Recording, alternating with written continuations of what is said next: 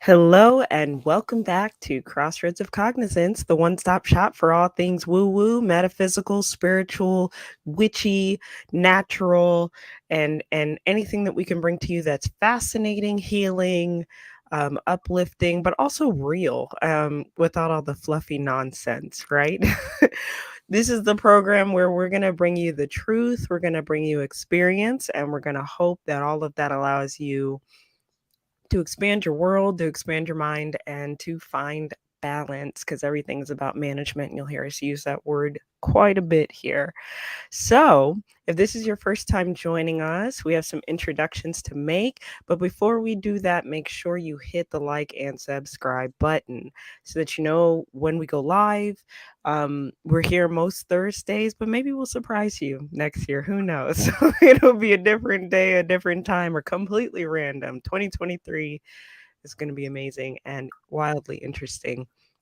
So, on this end of things over here on the East Coast, I am Dahlia Rose. I am a healer, teacher, and conduit for spirit. I work to support my community with tarot cards, channeling, teaching classes mostly, and doing healing sessions, spiritual counseling in between, good conversations, good vibes, and um, trying to change the face of healing and spirituality one person at a time. So that's probably the best introduction I've given on this That was a show. good one.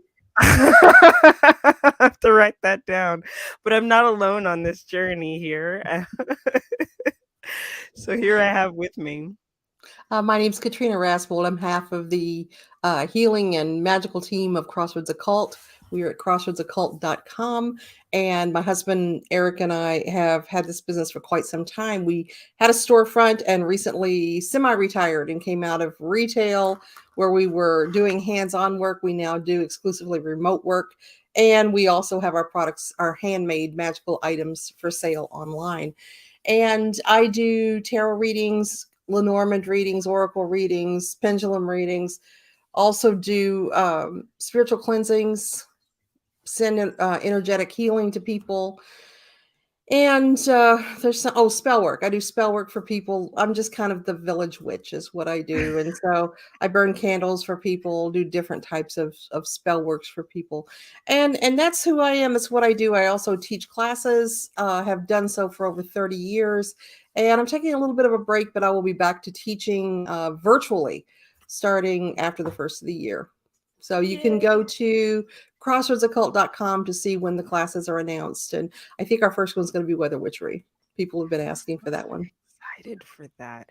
And perfect timing because we get such weird, wild weather here in the States in the winter time. So anything we can do to either work with it, support our healing through it, or try to encourage it to do something else would be lovely, especially over here on the East Coast. We're going to get like we have monster snowstorms going on right now, not in Virginia, but in other areas. So definitely a beneficial class. Is it cold there? Because in Kentucky, it's super cold right now. Yeah, it's really fucking freezing. Like they're at zero with a high of 22 or something like that. And it's Well, 50 degrees outside right now. I'm like, I can show you. Look at this. There's Placerville. well, perspective is everything, right? So it's not below zero in at least in Northern Virginia. There may be other places, and then the cities with all their concrete buildings and metal are probably twice as cold. But in suburbia in Woodbridge, Virginia, we're doing okay. But it's uncomfortable, and we are having first world problems. One of the things that I love now, as a lot of our viewers know, I moved into a new house in August, the end of August, and we are still in the woods. We are still on a mountain, but we have a similar landscape to where I was before. The difference is that where I was before was at 4,100 feet. Okay. And this is right around just under 2,000, I think it is. And so we dropped out of the snow line. And where I was before, we would routinely get 10 or 15 feet of snow every year. And that was, it would start in August or October. Sometimes it would go through the summer. There were times that it was snowing and the kids had gotten out of school for the year in June. Oh my And God. yeah, it didn't stick much, but there's still snow or hail coming out of the sky. Wow. And so we dealt with that for 17 years. And so now it's almost Christmas and we've passed Yule and we're in this beautiful forested Eden. And I have not seen one snowflake the entire year. There's been some that's kind of the rain. Oh, the rain's looking a little thick. There might be some mixed in, but there has been none yet. And when I happened to ask the people we bought the house from, so is there because we live on a gravel road, is there somebody who maintains the gravel road? Which one of these houses of these people here has a tractor that plows this shit? And they said, you don't need it. It doesn't get like that. And I thought, oh, sold. Write the man a check.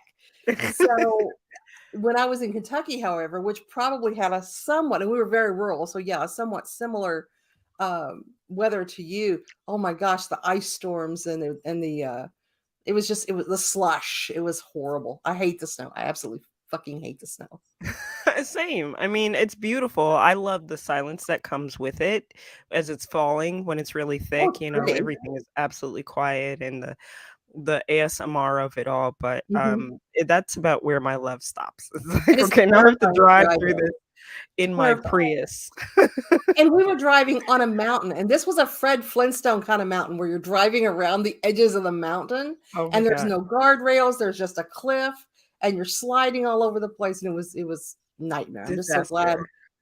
I'm glad that as an old woman, I don't have to worry about breaking a hip, going out to feed the chickens or something. So, like, who has to think of that? And I did. So I have something that I had not considered, and we've been doing this for over a year. How long have we been doing it? Do you remember? Oh, yeah, it has been about It's a year. it's I been a mean, while. yeah. Every week for a while, and I have I have no idea what our viewership is. I don't know if it's growing. I don't look at our numbers. I'm terrible in that regard. You know what I do? I come on here to hang out with Dahlia and hang out with our viewers, the ones that comment and everything, because I know that once a week I have a social life. You hear that, guys? We are Katrina's little social circle. You're what I got. I love that. And this is the highlight of my week because I get to spend it with you. We get to have interesting conversations, and a lot of times working with you, it's such a great opportunity to think about things in a different way, or to hear something wild like you're doing a cleansing on a rabbit. And Yeah, two rabbits last week, and both are doing better. So I'm really grateful to hear that. yay! And having worked in the veterinary field, with a group that only did exotics. So we only saw rabbits, ferrets, birds, things like that. We didn't do dogs and cats. It is very hard to get a rabbit well after a certain point. They have a number of issues. They're very sensitive. Their GI tracts are insane in complication. And so it's great to hear, the magical work, the energy work of it all really adding to that process of wellness for them. Well, I was stupid about rabbits. Now, my mother had rabbits after I left home, but she had them for meat. I mean, she was raising them for one purpose only. And so I didn't know much about rabbits. Mm. Clearly, I know what a rabbit looks like and what it is, and that there's the ones with the jackrabbit ears and the flop ears, and there's different kinds of rabbits and all that. I look at a rabbit and it's soft and furry and sweet looking, but I've heard that they're very mean. They can be. And yeah, but I only knew anecdotal information about rabbits. And when I went into, so I was kind of going in blind to work on my first rabbit. The energy of this thing was so frenetic. Yeah. Well, they're prey Oh animals. my God. It was just all Who's that? over the room, just shit. And it Yeah, didn't get better. And I thought, man, that's a crazy rabbit. And then I worked on my second rabbit and it was the same way. yeah. You're like, "Oh, no, this is normal." And one of the things we have to remember, like with bugs and flies and things like that, is their world moves differently than ours does. For sure. And so assimilating into that energy and that perspective, much as it would be if we went into an elephant or a hippo or something much larger than we are, Their world is going to move much more slowly than a smaller animal. So I didn't recalibrate for that. And it was like jumping into an energetic blender or something. So They're we pretty learned. anxious. They are. That was, and I don't know if it was from being sick or if, as a rule, rabbits are very anxious, but it was definitely there. And, that just shows, and this as well, that every minute of our spiritual life we're learning. We're always Oh, taking in new for sure. information. Never gets old, never gets boring, never gets routine. So, yeah. Oh, it sounds like Heidi has some rabbit experience here, saying that we should be thinking of a human in perpetual fight or flight. Comparatively, I found them to be a lot like cats with the dial turned all the way up.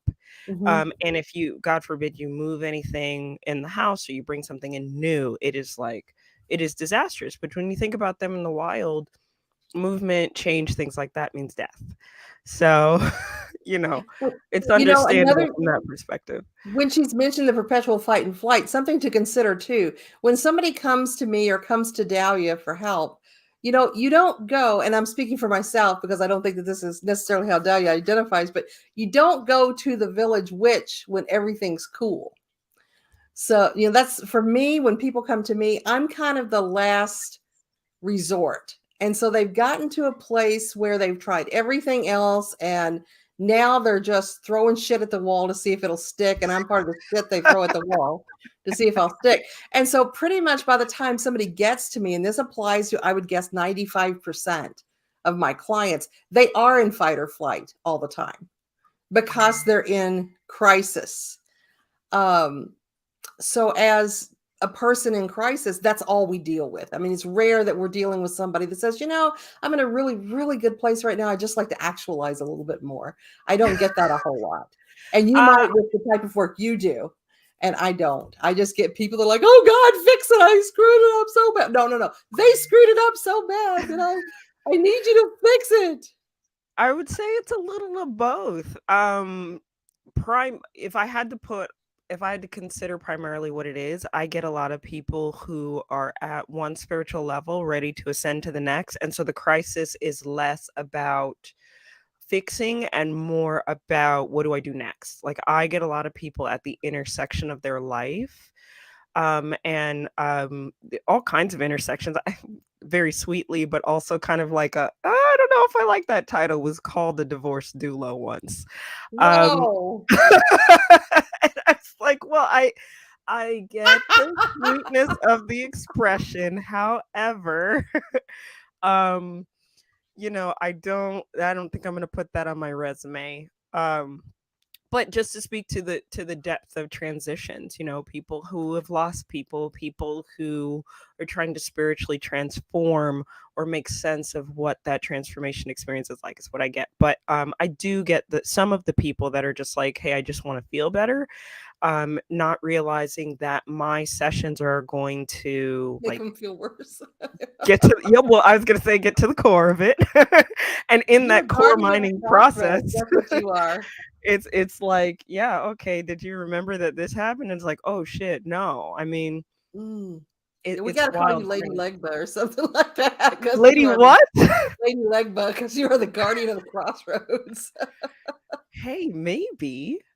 I don't know, I'm Branding gonna is get part of everything, that. girl. But I have gotten used to making people cry for good reasons, and so it is what it is. Comes with being a healer. Some people just stand in front of me and they start crying, and I'm like, okay. In the beginning, it was weird. I was like, oh, what did I do? But speaking of like transitions, right, and crossroads and shifting and changing, we're going through seasons right now.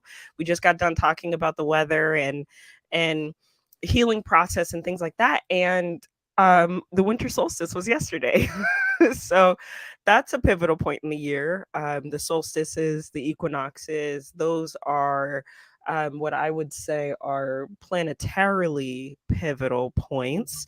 But there's some implications for like magical practices too, right? It's Yule, I think. Is that on the solstice? Yule is on solstice, and it's the longest night of the year. So the way that we look at it is that the longest day of the year is masculine and the longest night of the year is feminine. Mhm. And so this is the height of feminine power. It's also a time of tremendous introspection, because whereas the male energy is a proactive and is about doing and being out there and producing. And so summer solstice tends to be things like we used to have competitions amongst all the men who identified, everybody who identified as male. And it was a very bright, showy thing of celebrating the god and male energy. Whereas Yule is very introspective and inward turning and feminine and nurturing. So that tends to be how our rituals go. It's also kind of a welcoming of the light coming back to the sky. So we Yes. think of that as the spark of inspiration that's coming to us after the time between Samhain, October 31st, and now has been very dark, because it's a fallow time. We're not doing anything. We've released the year October 31st, and everything is still until winter solstice. And that's when the spark of light returns. And so we get that inspiration for, wow, what do I want to plan and work on next year? What do I want to have happen in my life to change it by the end of fall? And so we start programming for our year and what that's going to look like. So it's a very exciting time. Eric and I had a solstice sweat last night, which is huge work on his part. He had to rebuild the sweat lodge. He has to cultivate a fire for hours that has rocks in it that get super hot to go into the sweat lodge. He carries the big rocks on a pitchfork into the sweat lodge, and then we close it up and put the water on it and have that time for introspection. And it's a wonderful experience. And I had a little bit of a different experience last night. Wow. I'm trying to think of the right way to put this.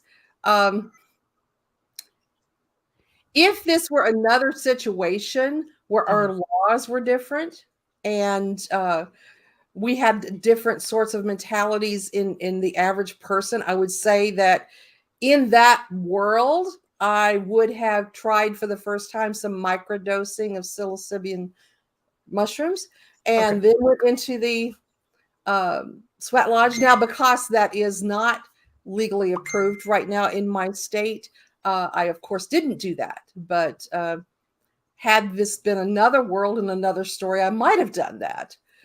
And so went into the sweat lodge and wasn't really catching a whole lot of what I might have done or didn't do. And, but it was starting to kind of edge in a little bit. And Eric kept talking and moving. And I kept feeling like I was going to have this like audience with the goddess, because this is the height of female energy. And I could feel her just right up there, like her goddess titties were in my face, and we were gonna get real about it. And then Eric would go, and there was this male energy in my steamy womb around me, and he was, oh God, this is hot, he's turning everything. And so he finally left, and he said, do you want a couple more rocks? Because there's more rocks in the fire. I was like, here it is. We're going to get down now. So yes, please, I'd appreciate that. He brings in the extra rocks, closes the door, and I'm just starting to get my goddess on, and I'm feeling it, and I'm dipping the water over, and I'm saying, here are your birth waters, mother. Speak to me. And he's like, these clothes look real nice out here. Outstanding, sweetheart. Keep pouring. And then it's like, I think I'm going to vomit. Shh. You okay in there? Oh, God, forget about it. So anyway, happy solstice. Now, my kids used to get very excited because we opened gifts on the solstice. We did not, because I wanted to identify to them that we have a different spiritual path. Now we celebrate on Christmas because they're grown-ups and that's the day they have off of work. It's funny how economy shapes our way of being. It does. It sure does. So that's my solstice story, the end. Oh, well, I mean, since you shared yours, I Yes, want to share bring mine. it. So I did not. I would love to do a sweat. Unfortunately, and if this is somebody lives nearby in Virginia and it isn't a creepy situation, feel free to, send me a line about a local lodge. If you're But in I'm not Virginia and talking not about creepy, somebody's contact me. bathroom. Would love to do a sweat. What I ended up doing was sitting ceremonially in the morning, and I really wanted to ask about healing methods and modalities. My ancestors have been like, beating at the door, basically saying like, "Hey, we have some stuff to tell you and show you." I was like, "Okay, great, fantastic." The night before, um, uh, wolf spirit came in and guided me Ooh. to a fire by their side, and it was like, okay, chit chats, but I couldn't really hear what was going on. And it seemed like the morning after the morning of solstice was a continuation of that. And so I sat with them and I was like, listen, can you not be vague? Can you be direct and tell me like what sort of healing modalities or our tools are useful in this time? And they started talking to me about a red clay and different herbs and minerals in it. And I was like, okay, well, where is it? Where do I get it? And it was like, it'll come to you. And I was like, okay, you're being vague again. And it was a really beautiful moment. Got to see like applying this red clay and stretching so that the minerals really get into, the skin and the body, and ending it with some sort of like embrace of another person. So this is a two-person modality or like a way of connecting or healing. And so, um, Heidi, what does Georgia mean? Is there red That's where the clay in great play, Georgia? baby. Okay.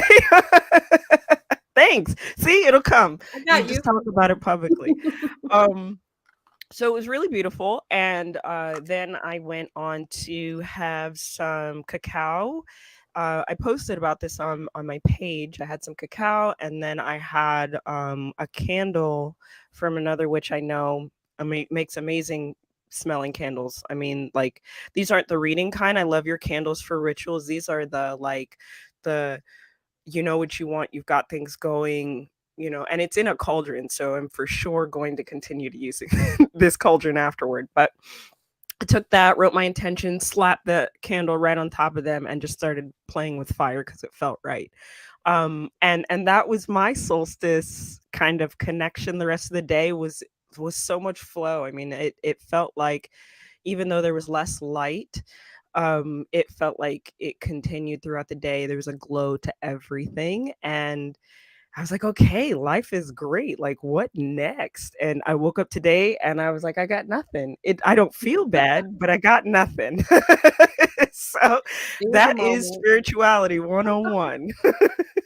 So, one of the things, and of course, we associate Yule with Christmas and all of the different events that happen around this year.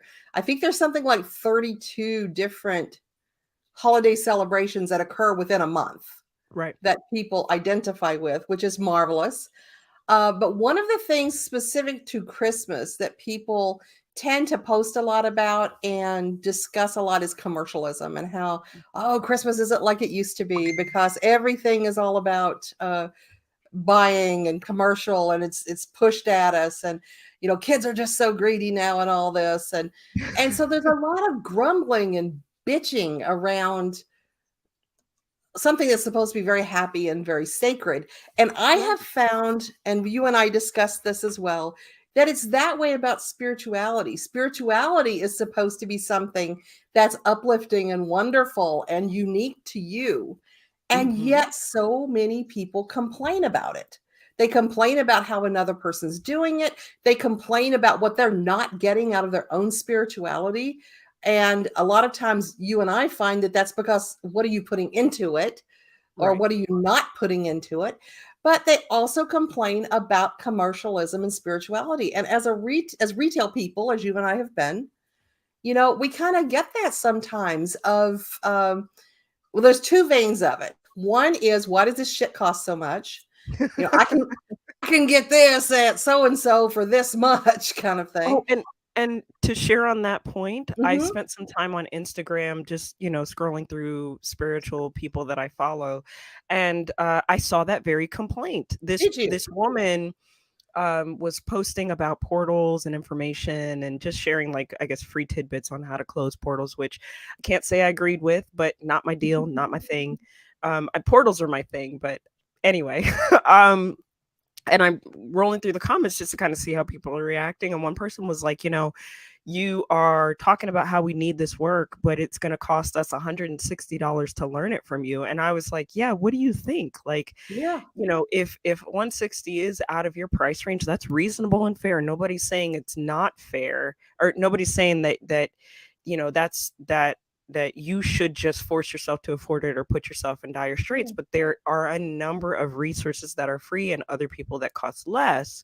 So Right. chastising a person about their Hmm. pricing seems a little off, especially with how available things are in America and online in general. Yeah, that's so To your true. And point. that brings, that's the other thing too that I would say people really complain about is the feeling that if you can do something, whether it's in a spiritual vein or otherwise, that you should do it for free. Hmm. So you know how to do a tarot reading. Why are you charging me? It's taking you 15 minutes. Why are you charging me? You're just lighting a candle. Why are you charging me? You should help people for free. And so spirituality and commercialism, it's a weird thing because in my classes I teach energy exchange, which Mhm. is, you have to balance. If you're on output and you're giving all the time, you will deplete yourself. And so everybody you do for should be giving back to you to create a balance. But there's Right. always that pay it forward time. There's going to be times that you receive Sure. something that you didn't earn. That's amazing. And you're grateful. And so you do something in return for somebody else. Right. And so it's always, as long as I've been in craft, been a conversation. And you see the people that exploit it too. Like, I have people constantly contacting me saying, I have a curse on me. I know I do because this person contacted me out of the blue and told me that they could feel a darkness around me. I'd never heard of them before. They told me they could take the curse off of me for $3,000, that they were the only one that could see it. So they were the only one that could do it. And so you have these predators out there who do this. And by the time that you've paid them and realize you still feel the same, you're still having the same outcomes, they've discontinued that email address. Right. Or they'll have that little caption under there, as I do, that says, results are not guaranteed. It's kind of So wild. it is. And so you see all these people just taking advantage of us. And when you look at pricings, I'm sure there's sometimes you, and I know I do, look at somebody's pricings and you're like, dang. Is that PhD pricing? Wow, that's some woo. But I think I'm starting to realize. I was looking at a actually, I have so much time now. I was also looking at, just before the show, an email that talked about business trends for 2023.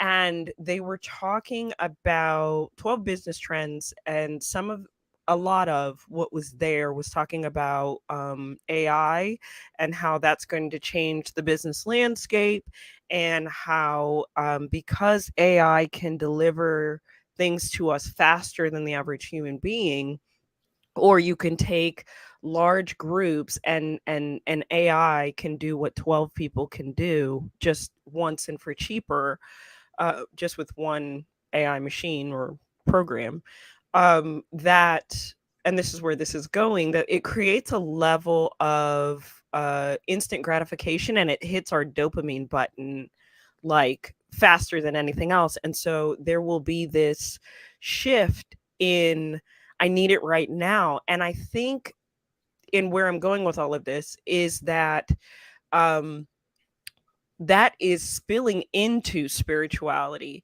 instead of the olden days when spirituality was life. There were times for ceremony, which are like the Sabbats, the holidays, the different things that you identify. The ceremonies are usually bigger, longer, and have a little bit more oomph, and then the rituals get you through in the in between, and then you live your life based on a set of principles that align with you or align with your village, tribe, family, soul tribe, whatever it is. And now with the spiritual commercialism, it is, I'm out of money, give me a money spell. I am Mhm. out of um I'm out of patience. Give me, a protection spell because these people are racking my nerves and I don't want to go to jail. Whatever it is, and that commerciality of it. It's interesting to observe. I think getting into spiritual practices for myself in the beginning. People always ask me what started it, and I'm like, a bad marriage. Like I needed to know what was going on, and so I started seeking, and with that, transitioning into a spiritual business owner and looking at how people are marketing and promoting, and the promotions encouraging that sort of instant gratification, like, you know um read this affirmation, listen to this sound frequency, and you will instantly get cash by the end of Mhm. the week. Well, let's talk about your money blocks that are going to make sure that doesn't happen, Yeah. and how 437 hertz is only going to go so far, not in a bad way, but be practical. You are Right. still dealing with three-dimensional reality and four-dimensional at most, but being in flow in that fifth dimensional space or higher is more rare, especially during the holiday season, especially when you're dealing with other people or a job you hate. And Hmm. so these sort of business tactics that say, share my information, listen to my thing, and we can guarantee that you'll X, Y, and Z, create a continuation of that instant gratification problem. I agree. And regarding AI in particular, I have what many would consider to be kind of a naive approach about it. Hmm. When Betamax and VHS came out, they said this is going to destroy movie theaters. We will not have movies anymore. And everybody still goes to them. Not everybody, but people still go to the movies. That still happens. When Netflix started with their their download, their streaming services, and Hulu started streaming services, they said this is going to kill Blockbuster, and it did. So you just never know when people start doomsaying Hmm. what direction it's going to take. I do not think that AI is going to have a significant impact on what you and I do. I think that there are always those who want that instant gratification, and those are people, I hate to say that, I'm not as excited to work with. And so there's always going to be people that want to talk to a real human, that want to connect to a person energetically, to have that experience. And those are the people that I'm excited to work with. And so I'm not too worried about it.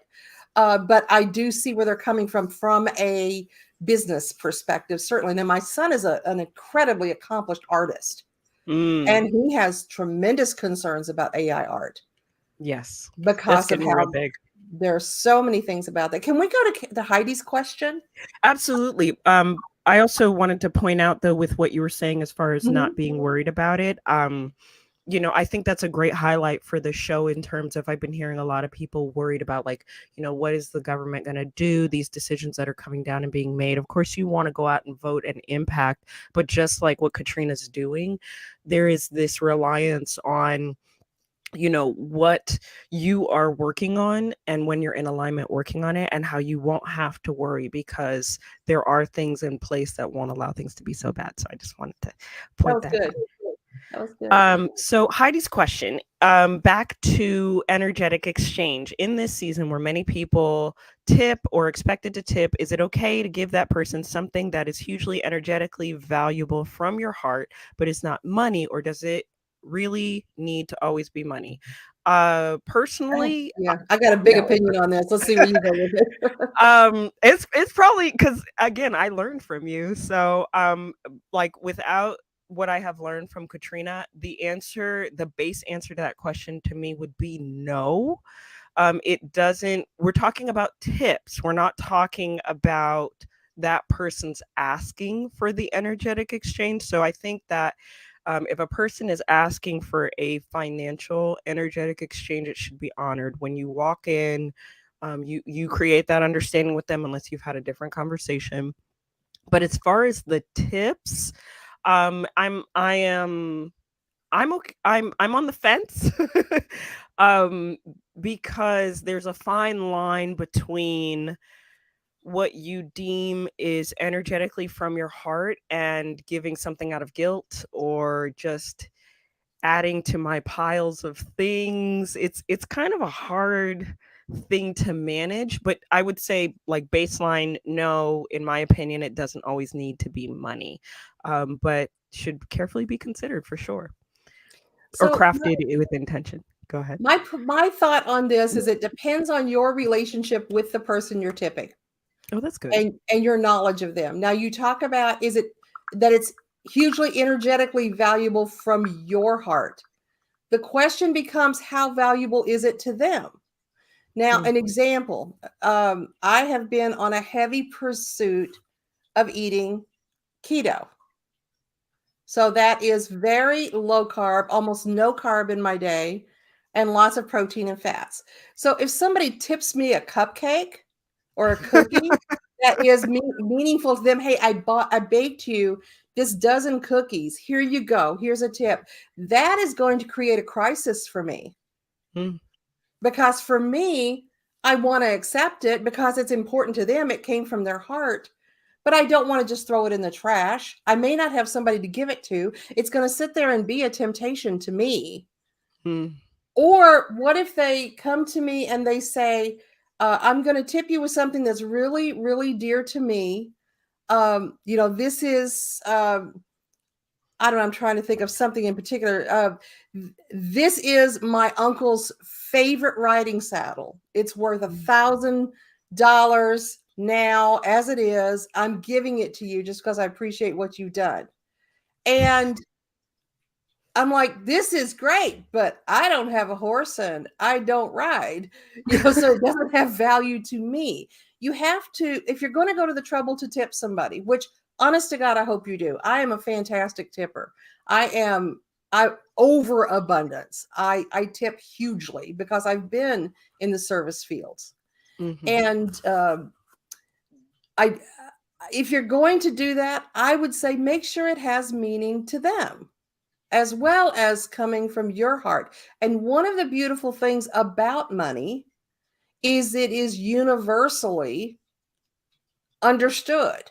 And there are very few people who don't have use for it. Right. It one of the things about it, however, is the value. In one way, it's static because everybody knows this is $1. This is how much a tank of gas costs. There's an understanding of the value of it. But at the same time, $100 is a different meaning to me than $100 is to Bill Gates. Right. So the weight of it can be different. There's been times somebody handed me a $20 bill and that changed my week. Yeah, I found one under the windshield wiper of my car once, and I was Yeah. just like, back before that was a human trafficking trap. It was really nice to see, and it was during the holiday season, and it was just like, hey, I was thinking of you, and if this isn't much, and they had no idea that it was a lot because I had trouble filling my Right. gas tank that week. So So you get in your car and you cry over yeah, I something that did. that might be what they sneezed off the mirror that morning. It might have no value to them. It is everything to you.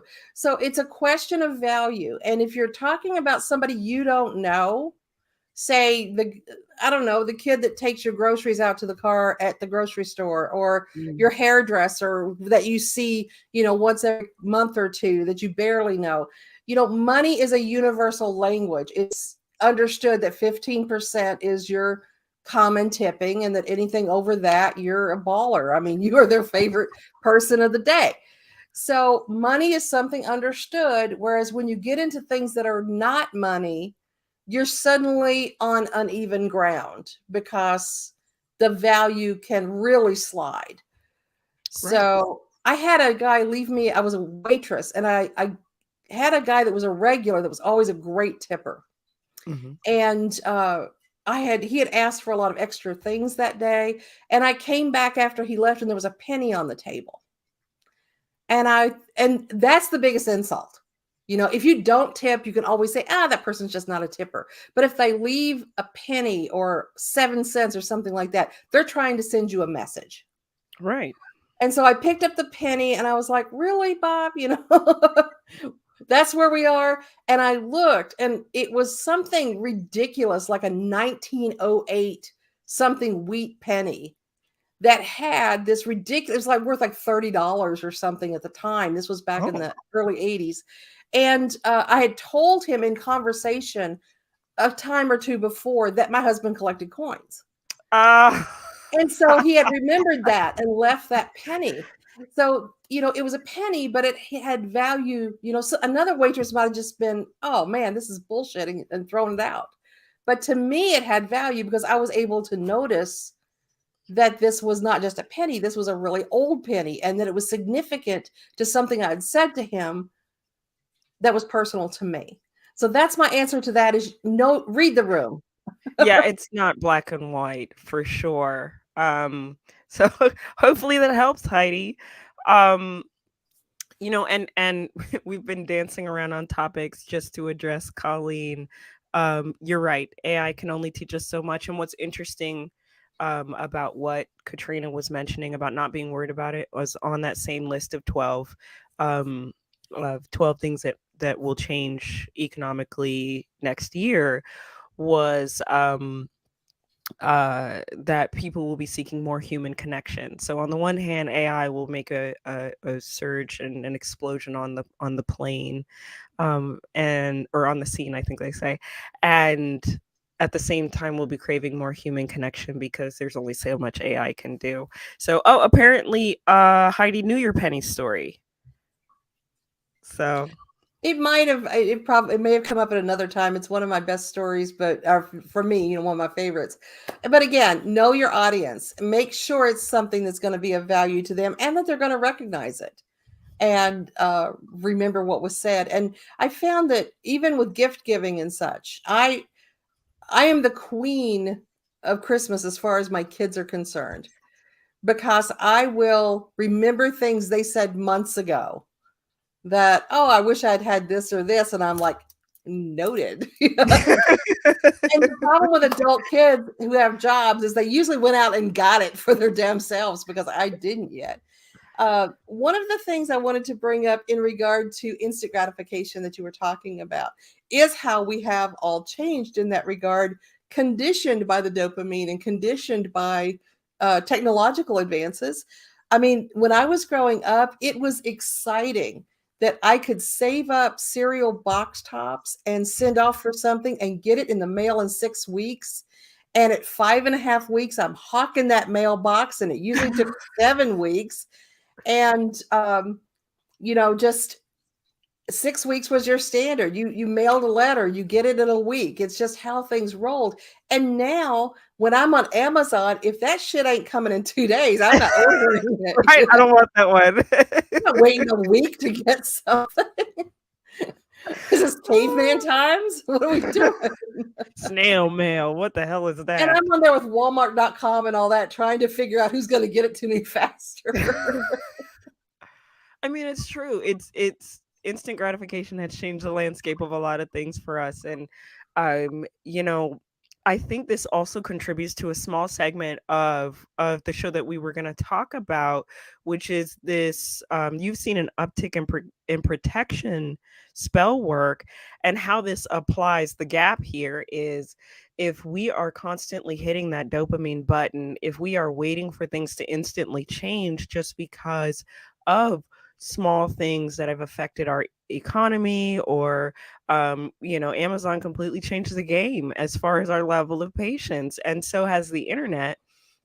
If you are in a place of fight or flight and crisis, you may have that same desire for instant gratification, like, hey, as soon as I do this thing, I need it to change my situation. I need the protection to be instant, and I need to feel it. It needs to be palpable.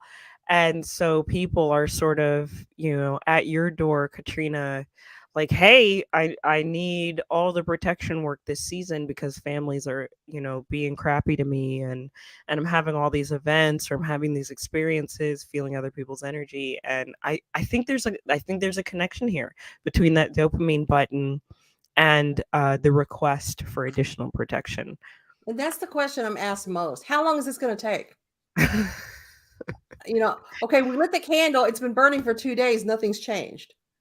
Well, you just want to look at him and say, you spent like 10 years fucking up your life.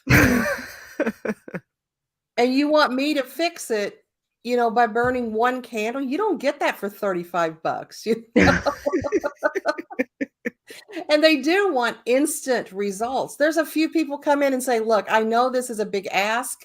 I know I'm in it for the long haul. I need you to help me craft this perfect avenue of removing obstacles and pushing forward and creating opportunity. And that's when I'm excited. Like, yeah, let's come up with a plan. Let's do this. And my plan isn't about how much money can I get out of this person. Not My at plan all. is about how can we, okay, tell me everything I need to know about this, and let me intuit the route out for you.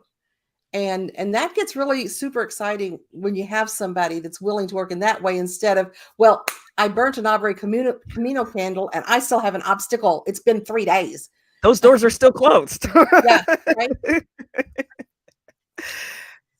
So yeah, I definitely have that instant gratification that hits with probably a quarter of the people that come in that don't understand how energy works and how magic works. And that is a gentle pressure that's going to get you where you need to be.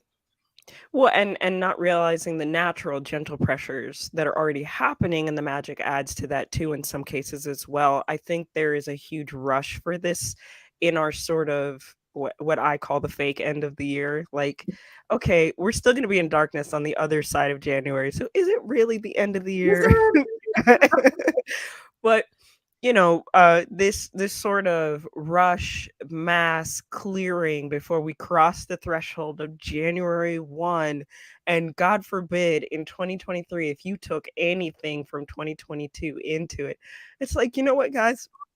Take the pressure off. Like, take your foot off the gas and realize that some of your journey is long term. Some of these things, even just based on physics, will not clear immediately.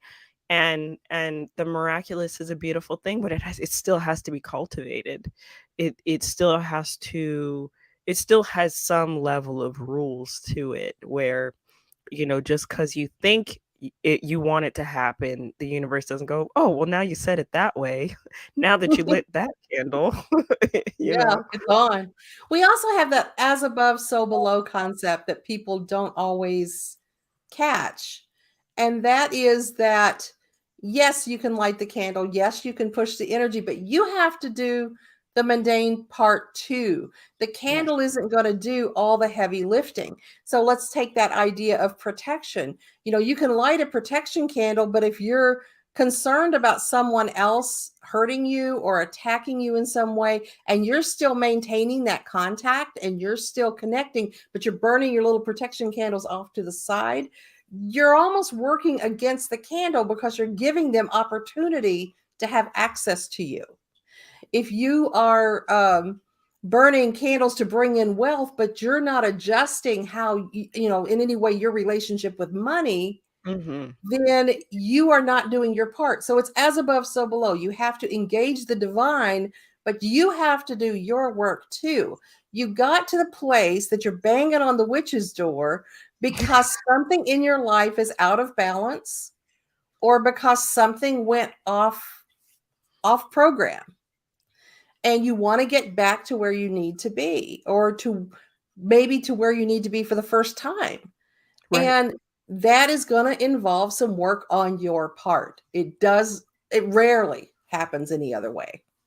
Right. I mean, That rarity, I'm even trying to think of times in my life where something just fell in my lap without the initial work or the space for it to come in. Because sometimes the work is creating space for something to come in, Mm-hmm. people, opportunities, but the work is, and the creation of the space is putting yourself out there, Mm-hmm. um, for opportunities to happen. And relationships. I want to draw in the love of my life. I'm in a really dysfunctional relationship right now.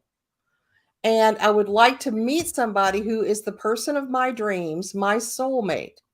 But I am not willing to put aside this dysfunctional relationship first to make room for that person to come in. or the person you're fooling around with that you're just like, well, I mean, I still need pleasure while I'm waiting for for the love of my life. And it's like, well, Right. they are occupying space. So Yes. yeah. So in everything that we have covered as far as manifestation, opening doors, protection, cleansing, I mean, I said it in the beginning of the show. A lot of times what we talk about is management. And I want to kind of give the audience here a little bonus. If you stuck with us this long, thank you for enjoying our ramblings, our Virgo ramblings. Um, Tomorrow is new moon.